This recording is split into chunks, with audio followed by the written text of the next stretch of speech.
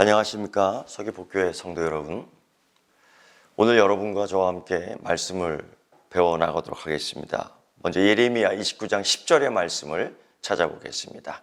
예레미야 29장 10절의 말씀을 제가 여러분께 봉독해 드리겠습니다. 여호와께서 이와 같이 말씀하시느니라. 바벨론에서 70년이 차면 내가 너희를 돌보고 나의 선한 말을 너희에게 성취하여 너희를 이곳으로 돌아오게 하리라. 아멘. 오늘은 여러분과 함께 예레미야와 역사 이야기를 함께 다루고자 합니다. 이 예레미야는 끝없이 여러분이 포로가 되어야지만이 살 수 있다. 남유다와 바벨론의 전쟁에 있어서 바벨론을 이길 수가 없지요. 항거하고 싸우고 독립을 위해서 일하는 것이 어쩌면 더 멋있어 보일 수 있겠지만은 예레미야가 받은 말씀은 바벨론의 포로가 되어야지만이 살 수 있다.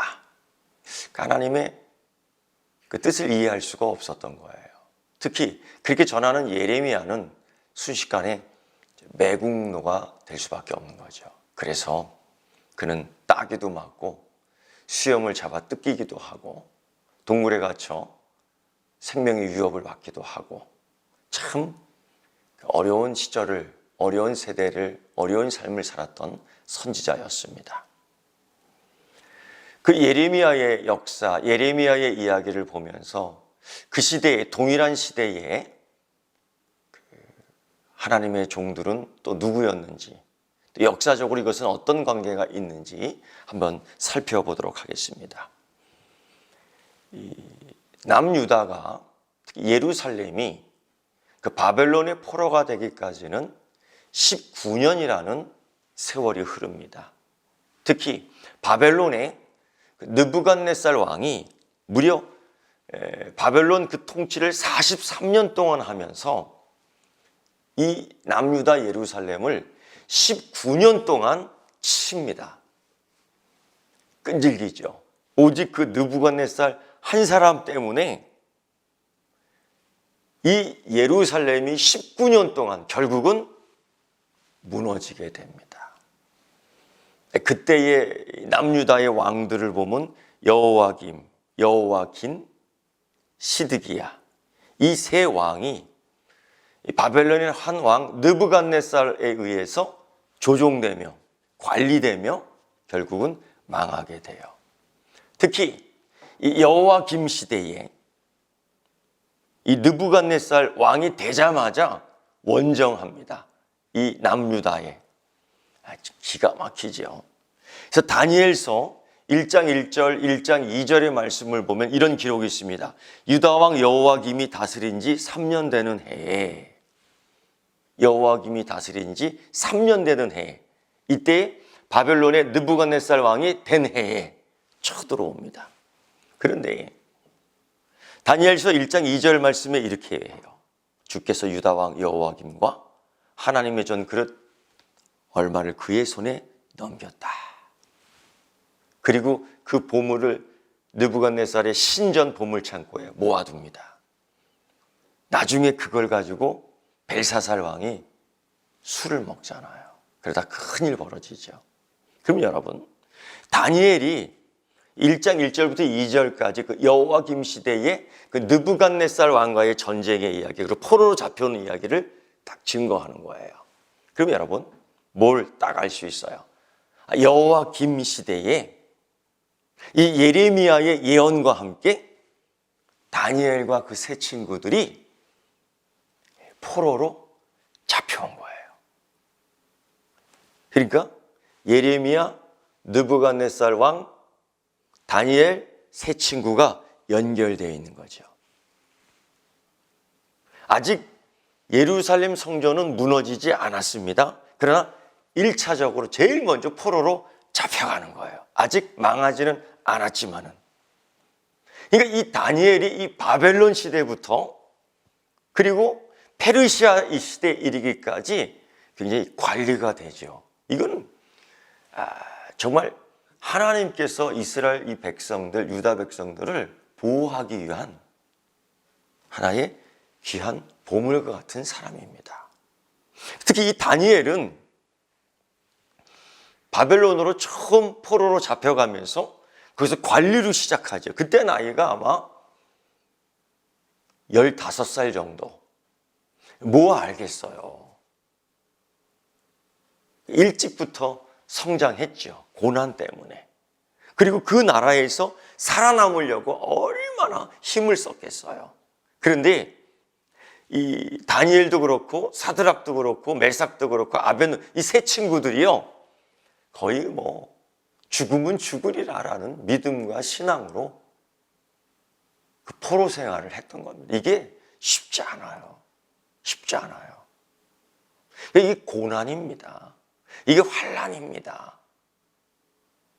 이 다니엘이 그 세 친구들이 그리고 심지어 이 다니엘은 언제까지 이 바벨론의 나라가 결국 이 페르시아에 의해서 망해버리죠.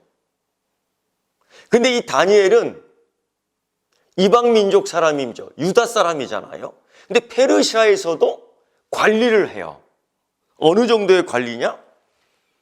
어느 정도 높이의 관리를 하고 있느냐? 다니엘서 6장 1절을 보면요. 다리오가 자기의 뜻대로 고관 120명을 세워 전국을 통치하게 하고 그 위에 총리 셋을 뒀는데 그 중에 한 사람이 다니엘입니다. 그때의 나이가 80세 이후 나이예요.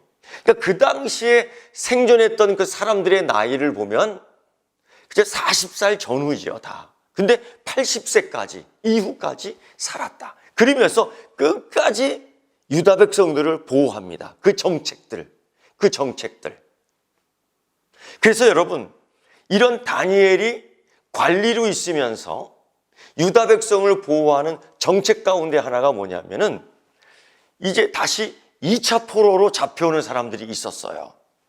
그게 여호와긴 시대에 여호와김 유다왕 끝나고 죽고 그 다음 여호와긴 이때 2차 포로가 생깁니다.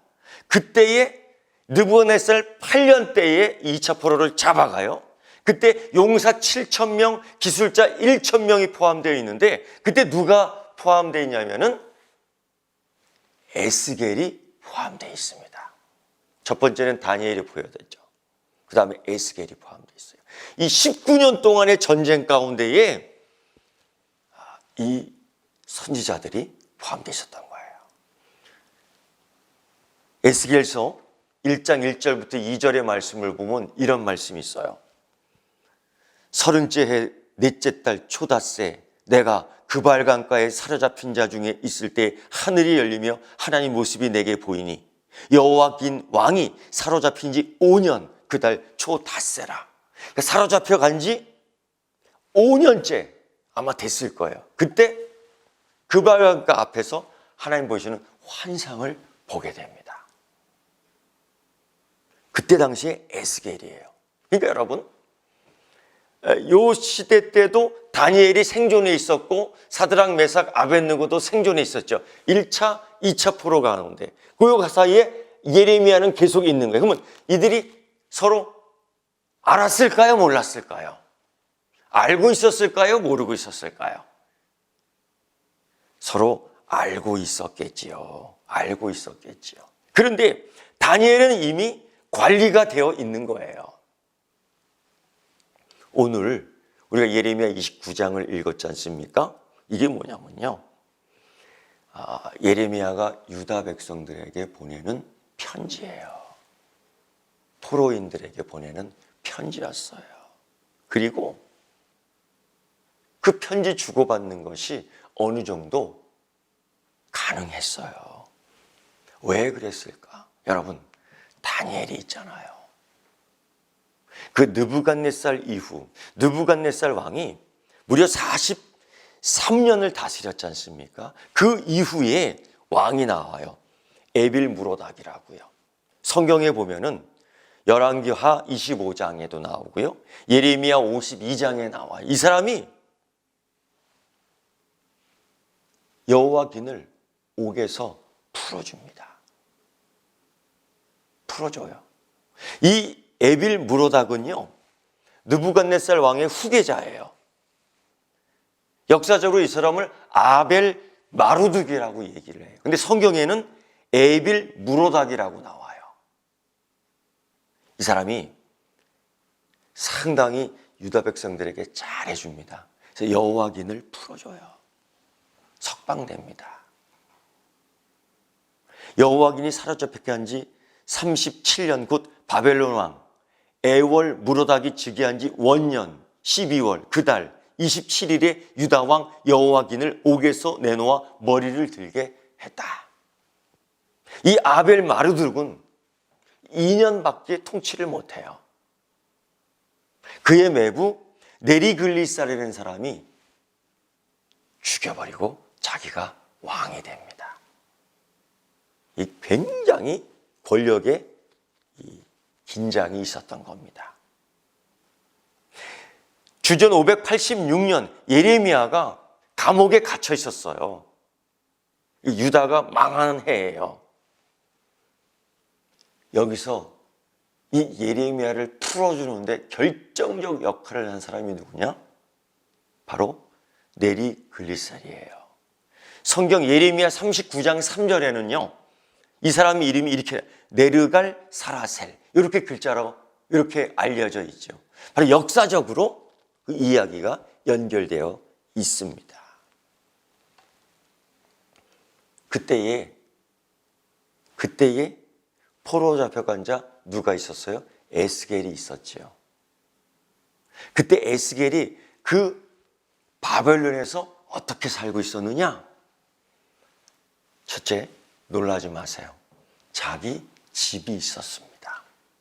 야, 포로로 걸려갔는데 자기 집이 있었어요. 그리고 사람들이 모일 수 있었어요. 사람들이 모여서 아마 예배도 드렸던 것 같아요. 그래서 여러분 시편 137편 같은 경우는요. 137편 1절 2절 한번 제가 읽어볼게요.